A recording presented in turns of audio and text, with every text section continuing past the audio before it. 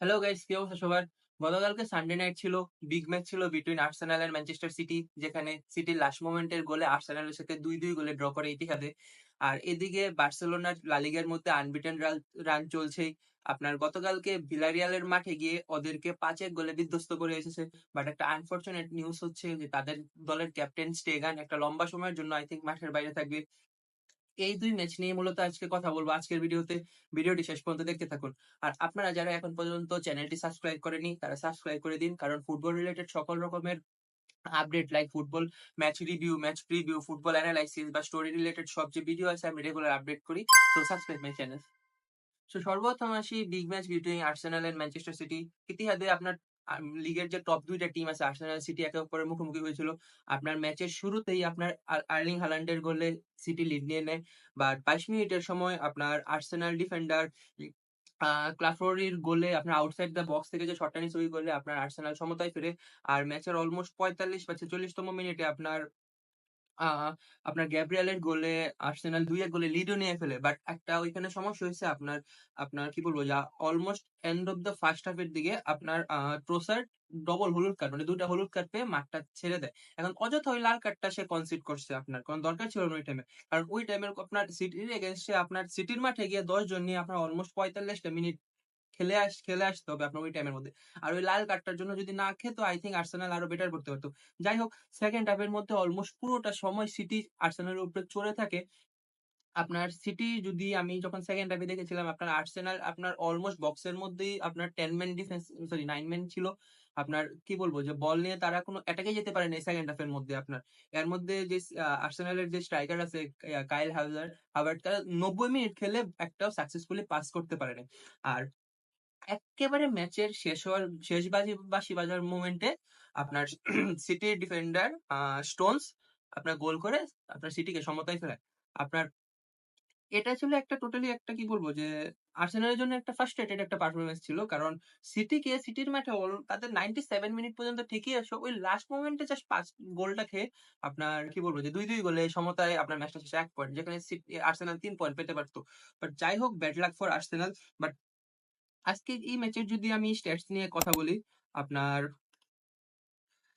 সিটির কাছে 77% বল পজিশন ছিল। এই যে বললাম না যে আপনার অলমোস্ট সেকেন্ড হাফে পুরোটা সময় সিটি তাদের বল পজিশন রেখেছিল। আপনার পুরোটা সময় আর্সেনালের উপরে চড়া হয়েছিল।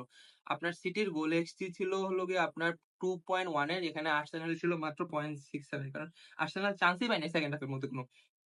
সিটি ৩৩ টা শট নিয়েছিল, এর মধ্যে ১১ টা শট অন টার্গেট। আপনার ৫ টা বিগ চান্স ছিল, ৩ টা মিস ছিল। এদিকে আর্সেনালের মাত্র ৫ টা হলো গিয়ে আপনার শট ছিল। এর মধ্যে ৩ টা বিগ চান্স, ২ টা চান্স মিস, ২-২ গোলে আল্টিমেটলি ড্র। এখন যদি পয়েন্ট টেবিল দেখি আমরা ইপিএল এর মধ্যে আপনার সিটি বরাবরের মতোই আপনার ৫ ম্যাচে ১৩ পয়েন্ট নিয়ে লিগ লিডার। আর আর্সেনাল আপনার ৫ ম্যাচে ১১ পয়েন্ট নিয়ে আছে হলো নাম্বার ৪ এ। লিভারপুল ৩ এ আছে ১২ পয়েন্ট নিয়ে। আর অ্যাস্টন ভিলাও নাম্বার ৩ এ আছে ১২ পয়েন্ট নিয়ে। আর তাদের গোল ডিফারেন্স লিভারপুল থেকে কম থাকে, তারা ইয়েতে আছে।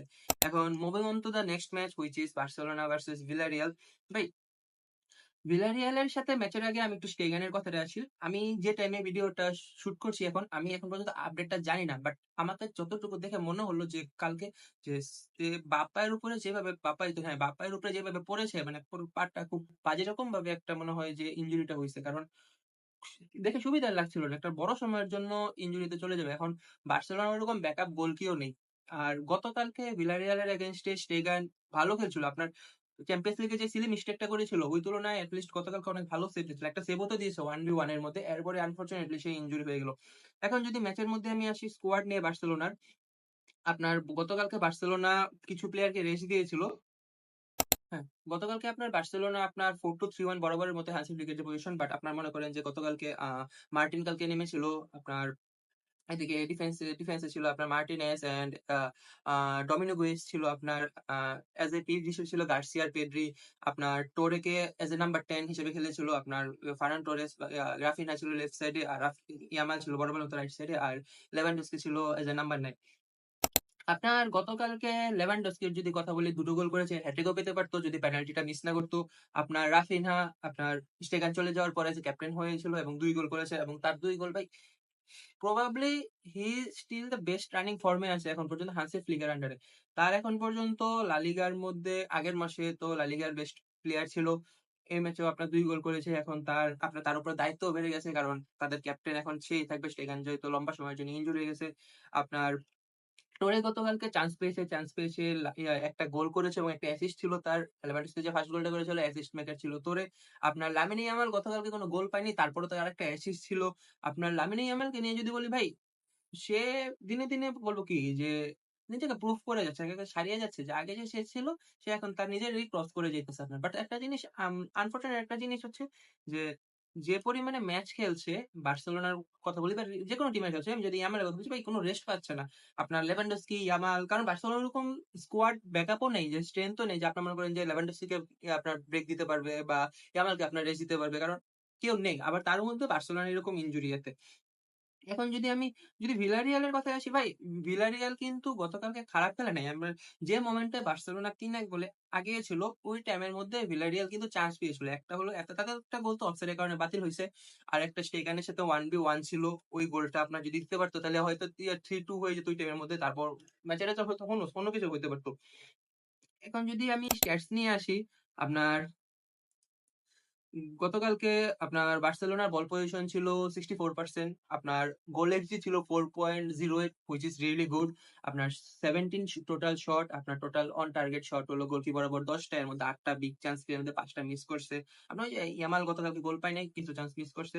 বাট যাই হোক, a good game for Barcelona. 6 ম্যাচে 6টাই উইন। আপনার রিয়াল মাদ্রিদ থেকে তারা অলরেডি 4 পয়েন্ট আগায় আছে। আপনার তাদের গোল এক্সজি, গোল ডিফারেন্সও অলমোস্ট প্রায় 16 না 17 এর মতো। লেট মি সি, অলমোস্ট প্রায় হ্যাঁ, ১৭ গোল ডিফারেন্স তারা অলরেডি। সো একটা কিন্তু বিগ একটা কিন্তু কি বলবো যে ডিফারেন্স হয়ে আছে রিয়ালের সাথে। কারণ রিয়ালের গোল ডিফারেন্স হলো মাত্র ১০। বাট আনফরচুনেট হলো গিয়ে আপনার ওই স্টেগানের ইনজুরিটা, যদি স্টেগান ইনজুরিটা না হইতো তাহলে প্রবাবলি দ্য বেস্ট ম্যাচ হইতো বার্সেলোনার জন্য। বাট হোপ সো বার্সেলোনা এখান থেকে আগায় যাবে।